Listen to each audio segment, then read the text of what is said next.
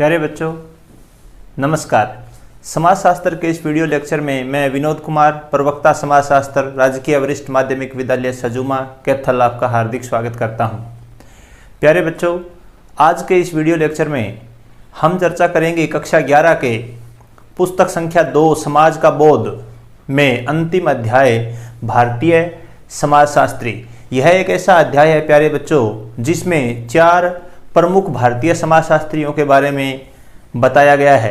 प्यारे बच्चों, इन चारों समाजशास्त्रियों के योगदान, कार्यों व इनके द्वारा दी गई अवधारणाओं को हम एक वीडियो लेक्चर में तो नहीं समेट सकते, इसलिए हम बारी बारी से इनके कार्यों के ऊपर विचार विमर्श करने की कोशिश करेंगे। तो आज के इस लेक्चर में हम भारत में समाजशास्त्र के संस्थापक कहे जाने वाले G.S. घुरिये अर्थात जिनका कि पूरा नाम गोविंद सदाशिव घुरिये है, उनके जीवन और उनके कार्यों के बारे में प्रकाश डालने की कोशिश करेंगे। जैसा कि आप मेरे पीछे बोर्ड पे लिखा हुआ देख पा रहे हैं, आज का हमारा उपविषय है गोविंद सदाशिव घुरिये व उनके कार्य। प्यारे बच्चों, यदि हम उनके जीवन परिचय की बात करें तो G.S. घुरिये का जो जन्म है वो 12 दिसंबर 1893 को मालवान पश्चिमी भारत के कोंकण तटीय प्रदेश के कस्बे में हुआ। तो पश्चिमी तट के ऊपर जो कोंकण क्षेत्र है वहाँ मालवान के कस्बे में 12 दिसंबर 1893 को उनका जन्म हुआ और शिक्षा के लिए 1913 में उन्होंने मुंबई के प्रतिष्ठित एल्फिंस्टन कॉलेज में प्रवेश लिया और आगे चल करके वहाँ से स्नातक संस्कृत ऑनर्स में किया, एमए संस्कृत में और अंग्रेजी साहित्य में एमए की उपाधि भी उन्होंने प्राप्त की। 1919 में समाजशास्त्र में प्रशिक्षण के लिए उन्हें विदेश में अध्ययन के लिए छात्रवृत्ति मिली और वे प्रतिष्ठित लंदन स्कूल ऑफ इकोनॉमिक्स जो है एक बहुत ही प्रतिष्ठित संस्थान है प्यारे बच्चों, उसमें इन्होंने एल.टी. हाब हाउस के द्वारा शिक्षा प्राप्त की। एल.टी. हाब हाउस जो है वो समाजशास्त्र के एक बहुत बड़े विद्वान माने गए हैं। उनके नेतृत्व में गोविंद सदाशिव घुरिये ने अपने अध्ययन को लंदन स्कूल ऑफ इकोनॉमिक्स में जारी रखा। 1923 में उनका पीएचडी का शोध पत्र कैम्ब्रिज में प्रकाशन के लिए गया और उस शोध पत्र का नाम था caste and race in India, भारत में जाति और प्रजाति। प्यारे बच्चों, G.S. घुरिये के कार्यों को सिर्फ इतनी दूर में ही हम नहीं समेट पाएंगे। 1924 में थोड़े समय वे कोलकाता में रहने के बाद मुंबई विश्वविद्यालय में रीडर व विभागाध्यक्ष के पद पर नियुक्त हुए और लंबे समय तक बम्बई विश्वविद्यालय, जो कि वर्तमान समय में मुंबई विश्वविद्यालय है, वहां पे रीडर व विभागाध्यक्ष के रूप में कार्य करते रहे। 1936 में उन्होंने बॉम्बे यूनिवर्सिटी में पीएचडी उपाधि का पाठ्यक्रम शुरू किया, यानी कि समाजशास्त्र में किसी भी भारतीय विश्वविद्यालय में जो पीएचडी की डिग्री का जो शिक्षण है वो शुरू करने का श्रेय उनको जाता है। और किसी भी भारतीय विश्वविद्यालय के द्वारा समाजशास्त्र में जो पीएचडी की पहली उपाधि है वो G.S. घुरिये के नेतृत्व में श्री G.R. प्रधान को प्राप्त हुई थी।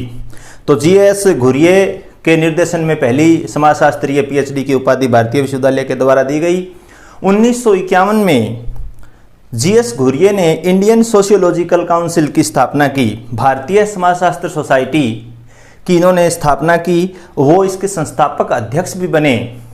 तो ये एक बड़ा सवाल है, कई बार अध्याय के महत्वपूर्ण बिंदुओं के आधार पर यह प्रश्न कई बार बोर्ड के प्रश्न पत्रों में आ जाता है। इसका ईयर पूछ लिया जाता है, कई बार सन पूछ लिया जाता है कि भारतीय सोशियोलॉजिकल सोसाइटी है उसकी स्थापना है वो कब की गई थी, 1951 में आपने बताना है। इसके अतिरिक्त कई बार ये भी प्रश्न पूछ लिया जाता है कि भारतीय समाजशास्त्रीय जो परिषद है उसकी स्थापना का श्रेय है वो किसे दिया जाता है, तो G.S. घुरिये को दिया जाता है। और या यूँ कह सकते हैं कि उसके जो प्रथम अध्यक्ष थे वो कौन थे। तो 1951 में उन्होंने इंडियन सोशियोलॉजिकल सोसाइटी या इंडियन सोशियोलॉजिकल काउंसिल की स्थापना की और वो इसके पहले संस्थापक अध्यक्ष भी बने। इसके अतिरिक्त 1952 में ये भी बड़ा महत्वपूर्ण बिंदु है जो मैं बता रहा हूँ, उनके महत्वपूर्ण योगदानों में से एक है सोशियोलॉजिकल बुलेटिन। ये समाजशास्त्रीय क्षेत्र में, समाजशास्त्र के विषय क्षेत्र में भारत का सबसे प्राचीन और प्रथम जो है वो बुलेटिन, समाचार पत्र कहें या इसको पत्र कहें, ये एक शैक्षणिक जर्नल भी इसको हम कह सकते हैं, सोशियोलॉजिकल बुलेटिन 1952 में उन्होंने उसका प्रकाशन है वो आरंभ करवाया। तो ये उनके जीवन की कुछ महत्वपूर्ण घटनाएं थी। मैं थोड़ा सा एक बार इन पे फिर से पुनरावृत्ति के लिए जाता हूँ। तो जन्म है, जन्म को मैं अंडरलाइन कर रहा हूँ, 12 दिसंबर 1893, मालवान पश्चिमी तटीय भारत के जो कोंकण का जो क्षेत्र है वहाँ पे, और एल्फिंस्टन कॉलेज मुंबई में उनका जो है वो प्रवेश 1913 में।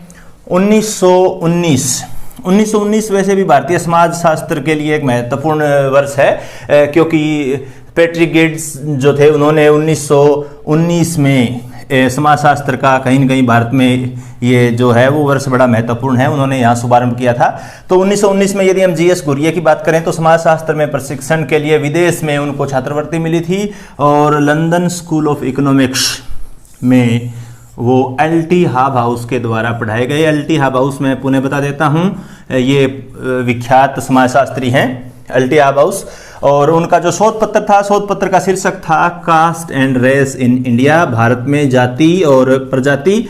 ये बड़ा महत्वपूर्ण प्रश्न बन सकता है, कई बार पूछ सकते हैं कि जीएस घुरिये के जो शोध पत्र का शीर्षक क्या था, caste and race in India.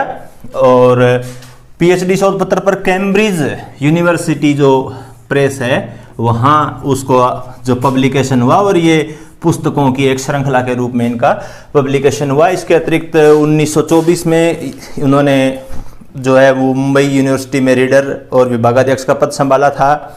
1936 में पीएचडी का अध्यापन प्रारंभ किया था, और जीआर प्रधान को इनके निर्देशन में पहली पीएचडी उपाधि दी गई थी। 1951 में भारतीय सोशियोलॉजिकल काउंसिल की इन्होंने स्थापना की थी। 1952 में इन्होंने सोशियोलॉजिकल बुलेटिन का प्रकाशन प्रारंभ किया था। ये उनके महत्वपूर्ण कार्यों के ऊपर एक यूं कहें कि पुनरावृत्ति है एक किस्म से। और थोड़ा सा मैं बच्चों को और भी बता देता हूं कि इन्हें जो है वो भारत में समाजशास्त्र का जनक कहा जाता है। भारत में समाजशास्त्र का जनक इनको कहा जाता है, क्यों भारत के अंदर समाजशास्त्र का जो विषय है उसको ठोस आकार देने वाले जो विद्वान थे तो वो जीएस घुरिये थे, गोविंद सदाशिव घुरिये थे। इनको आप भारत का काम्टे भी कह सकते हैं। जिस प्रकार से काम्टे ने वैश्विक स्तर पे समाजशास्त्र को पहचान दिलाने के लिए कार्य किए, और इसलिए उनको समाजशास्त्र का जनक कहा जाता है। इसलिए भारत में समाजशास्त्र का जनक है वो जीएस घुरिये को कहा जाता है। भारतीय काम्टे भी आप उनको कह सकते हैं। तो ये उनके जीवन की कुछ महत्वपूर्ण जो घटनाएं थी, इनसे संबंधित कई बार प्रश्न है वो पूछ लिए जाते हैं। और अब निधन की यदि मैं बात करूं तो 90 वर्ष की उम्र में 1983 में जीएस घुरिये का निधन हो गया। यदि हम उनके कार्यों की बात करते हैं, ये उनके जीवन परिचय की हमने बात की, उनके जीवन परिचय के बारे में जो कुछ महत्वपूर्ण बिंदु मैंने आपको बताए, और कुछ महत्वपूर्ण बिंदु मैंने नीचे रेखांकित भी कर दिए हैं, अंडरलाइन कर दिए हैं। तो थोड़े से इसको आप वीडियो को पॉज करके इनको नोट कर सकते हैं छात्र। और कार्यों की यदि मैं बात करूं तो इनका जो मुख्य जो कार्य है वो जाति और प्रजाति पर है। जैसा कि आप देख रहे हैं कि जाति और प्रजाति पे जो अध्ययन था वो इनका बड़ा महत्वपूर्ण और पसंदीदा विषय रहा था, और इसी कारण इन्होंने जाति और प्रजाति पर अपनी जो पीएचडी की उपाधि थी उसका शोध पत्र भी इसी टाइटल के ऊपर, इसी शीर्षक पे इन्होंने लिखा। तो बहुत ही ज़्यादा इन्होंने काम किया है जाति और प्रजाति पे। जाति की परिभाषा इन्होंने दी है, प्रजाति की परिभाषा दी है। बहुत से बच्चे कई बार क्या हो जाता है कि उनको ये दुविधा हो जाती है, वो जाति और प्रजाति को एक ही मान बैठते हैं। वस्तुतः विभिन्न समाजशास्त्री जो है वो इनको अलग अलग मानते हैं। प्रजाति का अर्थ नस्ल से है, और जाति का अर्थ जो सामान्य रूप में जैसा कि हम प्रयोग करते हैं। प्रजाति में यदि हम बात करें तो उसके शरीर में चेहरे की बनावट, खोपड़ी का आकार, नासिका का आकार, और उसका जो उद्गम है जहाँ से, ये जो प्रजाति जो है वो एक रक्त की शुद्धता पर आधारित एक समूह जिसको मानते हैं।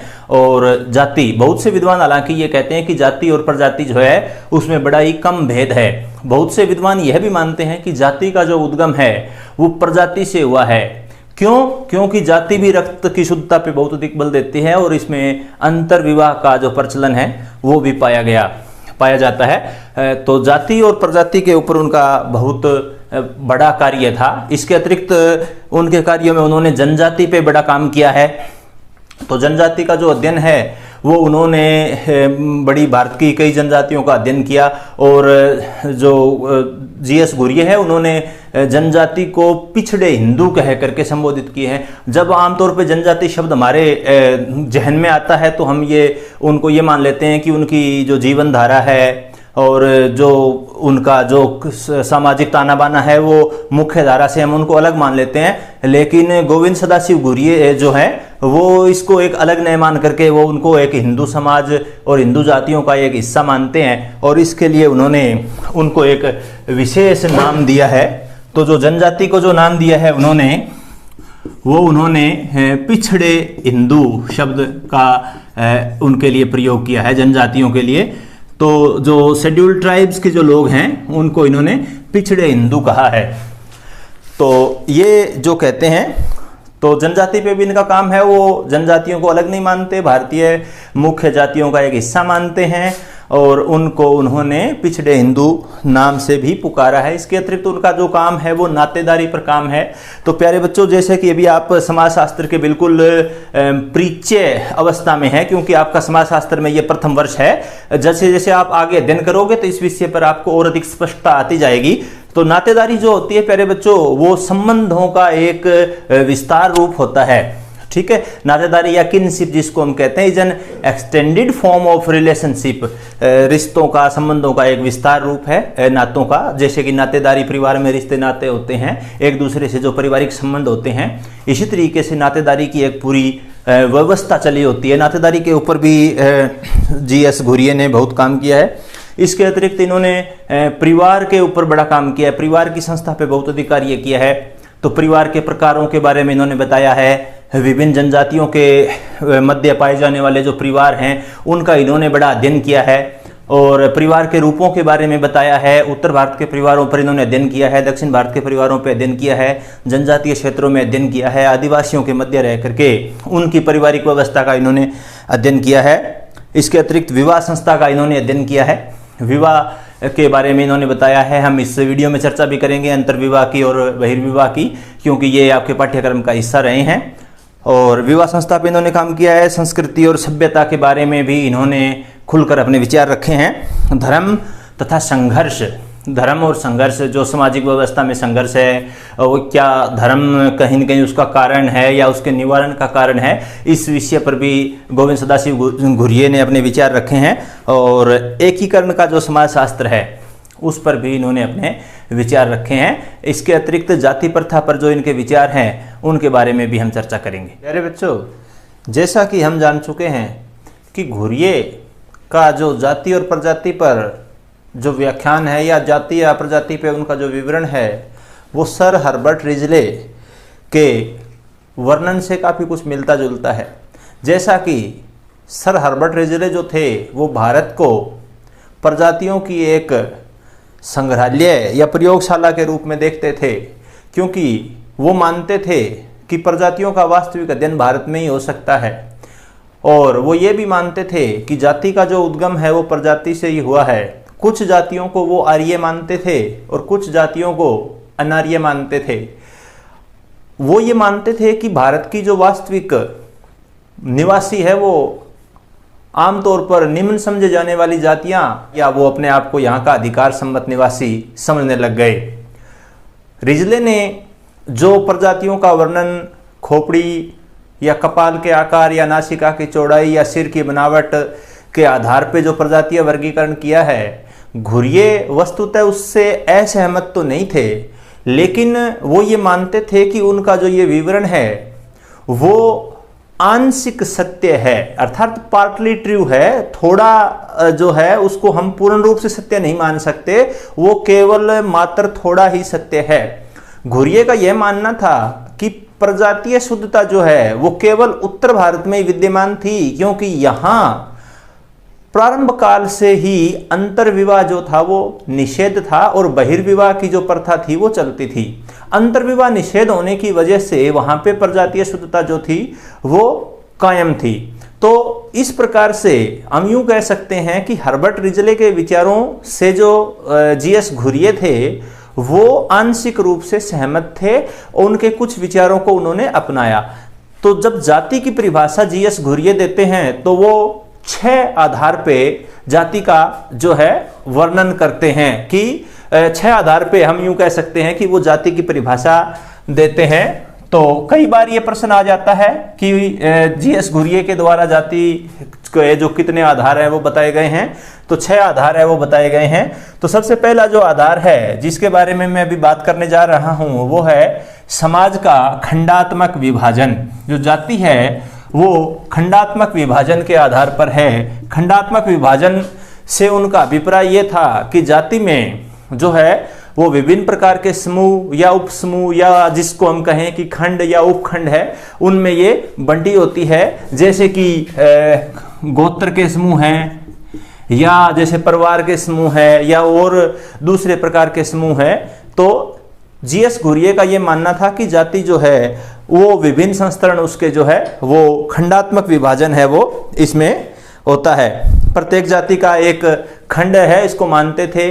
वो ये मानते थे कि यह एक बंद व्यवस्था है। बंद व्यवस्था से कहने का अभिप्राय उनका यह था कि जो व्यक्ति है वो अपनी जाति को परिवर्तित कर नहीं सकता, अर्थात वो जिस जाति में जन्म लेता है उसी जाति में उसकी मृत्यु होती है, और एक विशिष्ट जाति के बच्चे जो है वो उसी जाति पे भी रहेंगे, और उनका निर्धारण जन्म से होता है। जन्म से इस बात का निर्धारण होता है कि उसकी जो जाति है वो तथाकथित उच्च जाति है या निम्न जाति है। तो इस प्रकार से जो जाति है वो घुरिये के अनुसार एक खंडात्मक विभाजन है। उसके विभिन्न खंड हैं, जैसे गोत्र है या उसमें ये भी है। इसके बाद दूसरा जो उन्होंने कहा वो कहा कि यह सोपानिक विभाजन पर आधारित होती है। सोपानिक विभाजन मतलब हायरकियल डिवीजन जो है उसका ये होता है। हायरकियल डिवीजन का मतलब हम जिसको कह सकते हैं कि जैसे सीडी की कोई व्यवस्था है कि कोई जो जाति है उसमें उसका जो सोपान है वो उच्च होता है, और किसी भी जाति का जो सोपान है उसमें निम्न होता है। या उससे जैसे हम प्राचीन काल के अंदर यदि हम वर्ण व्यवस्था की हम बात करें तो जो 4 वर्ण में जैसे सबसे पहले जो था वो ब्राह्मण, उसके बाद क्षत्रिय, फिर वैश्य और जैसे शूद्र। तो ये प्राचीन समय में भी वो स्तर की बात करते हैं और सोपान की बात करते हैं। और जातियों में ये जो सोपानिक विभाजन है वो ज्यों का त्यों रहा है। कुछ जातियां तथाकथित निम्न जातियां मानी गई, कुछ जातियां तथाकथित उच्च जातियां मानी गई। हालांकि वैज्ञानिक आधार पर यदि हम बात करें तो न कोई जाति है वो उच्च है, न कोई जाति है वो निम्न है। लेकिन समाजशास्त्रीय आधार पर और जब समाज में रहते हैं इस प्रकार की असमानताओं को यदि महसूस करते हैं तो हम ये कह सकते हैं कि जातियों में एक प्रकार का सोपानिक विभाजन है पाया जाता है। जीएस घुरिये भी ऐसा मानते थे कि जातियां जो है वो सोपानिक विभाजन पर आधारित है। कुछ जातियां तथाकथित निम्न जातियां होती है, कुछ जातियां तथाकथित उच्च जातियां होती है, कुछ कर्मकार जातियां होती है। तो जो है जाति का विभाजन है वो सोपानिक आधार पे भी जो घुरिये करते रहे हैं। इसके बाद घुरिये ने जो खास बात कही है वो हम लोग भी कई बार महसूस करते हैं समाज में। संस्था के रूप में खासतौर से ग्रामीण समाज में इस तरह की व्यवस्था देखी जाती है। संस्था के रूप में जो जाति है, संस्था के रूप में जाति, जैसे संस्था के रूप में परिवार है, संस्था के रूप में विवाह है, इसी प्रकार से जब जाति एक संस्था के रूप में होती है तो वो सामाजिक अंतःक्रिया पर प्रतिबंध लगाती है। Prohibits the social interaction between castes. तो जाति जो है वो सामाजिक अंतःक्रिया पर प्रतिबंध लगाती है। प्यारे बच्चों, जैसा कि हम सभी जानते हैं कि जब समाज में विभिन्न जातियों के लोग या विभिन्न वर्गों के लोग आपस में घुलते मिलते हैं तो उनके बीच में अंतर्क्रिया होना स्वाभाविक है। वो एक दूसरे से घुलते मिलते हैं और अंतर्क्रिया करते हैं, लेकिन इस अंतर्क्रिया के बीच में उनकी जाति आ जाती है और ये जाति जो है वो सामाजिक अंतर्क्रिया पर प्रतिबंध लगाती है। विशेष तौर पे जो है वो है खान पान से संबंधित प्रतिबंध। खान पान से संबंधित प्रतिबंध जो है वो आमतौर पे देखे जाते हैं जातियों के बीच में।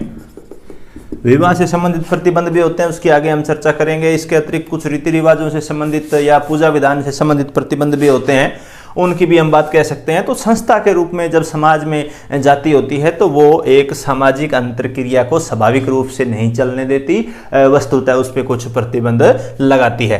तो जो मैंने आपको एग्जाम्पल दिया है खान पान से संबंधित, जैसे आपने सुना भी होगा या कई बार महसूस किया होगा कि तथाकथित उच्च जाति के जो लोग हैं वो निम्न जाति के लोगों के साथ खान पान जो है वो करना अपने प्रतिष्ठा के विरुद्ध समझते हैं। और कई बार उनके माँ बाप भी ये बच्चों को कहते हैं कि अमुक व्यक्ति जो है वो निम्न जाति का है तो उसके साथ उठना बैठना है वो उनका बड़ा सीमित मात्रा में होता है। तो ये अध्ययन के आधार पे डॉक्टर जीएस गुरिये ने महसूस किया और उन्होंने अपनी परिभाषा में भी इसको बताया। इसके बाद ये कहते हैं कि विभिन्न अधिकार और कर्तव्य तय करती है।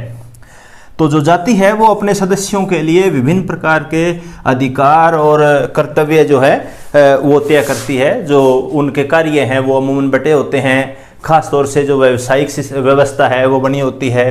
तो उनके कुछ अधिकार होते हैं किसी विशेष जाति में जन्म लेने की वजह से। खास तौर से प्राचीन व्यवस्था में जो क्षत्रिय जातियां होती थी उसमें जो लोग हैं वो शासन करने को अपना अधिकार समझते थे, और जो निम्न जातियों के लोग थे उनसे आमतौर पे इस बात की अपेक्षा की जाती थी कि जो जैसे सेवा करना उनका कर्तव्य है। तो अधिकार और कर्तव्य है वो ये इस आधार पे तय करते हैं।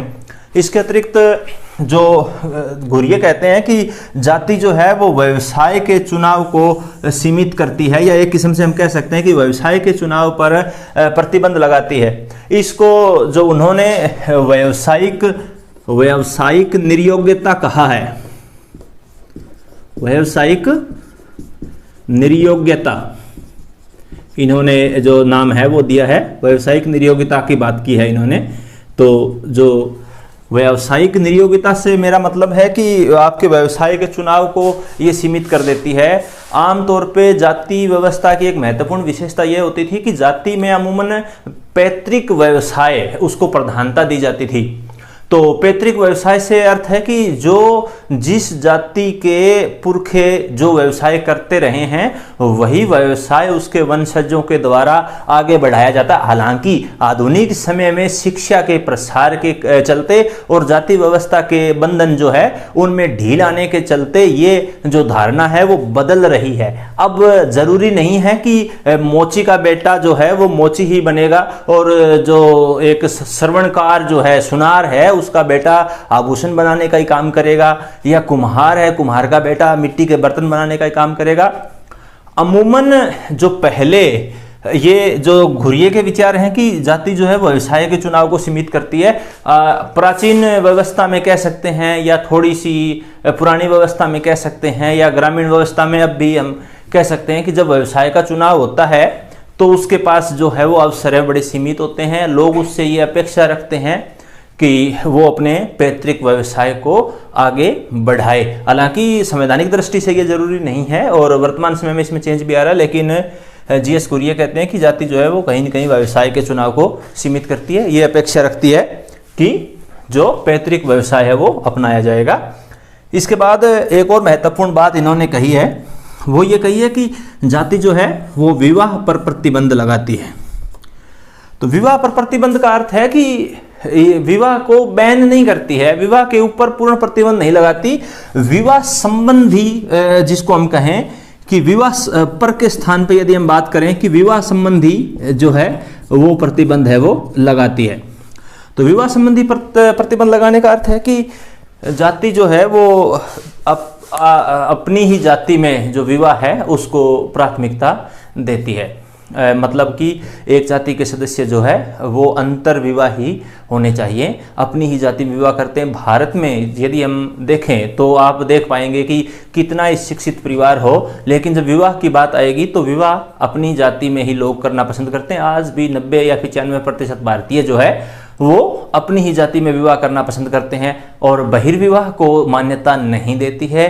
जाति इस प्रकार से एक अंतर्विवाही समूह है जो अपने सदस्यों के मध्य ही विवाह को स्वीकृत करती है, और जब अंतर्जातीय विवाह होता है तो समाज उसको घृणा की दृष्टि से या हीन दृष्टि से देखता है, उसकी सामाजिक स्वीकारोक्ति है वो उतनी नहीं होती। लेकिन जाति एक दूसरे रूप में यदि हम बात करें तो जो गोत्र के रूप में यदि हम लें जाति का जो बिल्कुल एक और छोटा पार्ट है, तो जो गोत्र जो है वो एक बहिर्विवाही समूह है, लोग अपने गोत्र में विवाह नहीं कर सकते। तो जाति जो है वो विवाह संबंधी प्रतिबंध लगाती है। विवाह के दो प्रकारों के बारे में भी हम बात करें। विवाह के बारे में यदि हम बात करें तो अंतः विवाह और बहिर्विवाह, दो प्रकार के विवाह का जो उल्लेख है मैंने यहाँ व्याख्यान में भी बताया, और जीएस घुरिये के जाति संबंधी जो परिभाषाएं थी उसमें भी इसका जिक्र आया। तो मैं समझता हूँ कि थोड़ी सी छात्रों की जो इसमें थोड़ा सा और इसको स्पष्ट कर देने की कोशिश मैं कर रहा हूँ। अंतःविवाह जो है और बहिर्विवाह, ये जो अवधारणाएं हैं ये जातिगत सदस्यों के मध्य कुछ इस प्रकार की योग्यताएं निर्धारित करती है कि एक जाति या अमुक जाति के जो सदस्य है वो किन लोगों से विवाह कर सकते हैं और किन लोगों से विवाह नहीं कर सकते। तो अंतःविवाह जो है वो उसका अर्थ है अंतः अर्थात अंदर, और यानी कि जाति के भीतर ही विवाह करना। तो जातिगत जो व्यवस्था है वो अपने किसी सदस्य से इस बात की मांग करती है या इस बात की अपेक्षा रखती है कि कोई व्यक्ति अपनी जाति के भीतर ही विवाह करें। अंतरजातीय विवाह को समाज जो है वो मान्यता देने में आनाकानी करता है। और बहिर्विवाह की यदि हम बात करें तो बहिर्विवाह का अर्थ है कि अपनी कुल गोत्र या जाति से बाहर विवाह, वो होता है बहिर्विवाह। तो जाति व्यवस्था जो है वो बहिर्विवाह की आज्ञा नहीं देती। व्यक्ति अपनी जाति से बाहर जब विवाह करता है तो उसे सामाजिक रूप से बहिष्कृत या अन्य ही ऐसे परिणाम भुगतने के लिए वो तैयार रहना पड़ता है। और अंतर्विवाह की उससे उम्मीद, अंतर्विवाह की उससे उम्मीद की जाती है। तो अंतर्विवाह का अर्थ है अपनी जाति के अंदर विवाह करना, और बहिर्विवाह का अर्थ है अपनी जाति से बाहर विवाह करना। तो जाति जो है प्यारे बच्चों वो एक अंतर्विवाही समूह है, क्योंकि वो अपने सदस्यों को अपनी जाति के अंदर विवाह करने के लिए उससे अपेक्षा रखती है।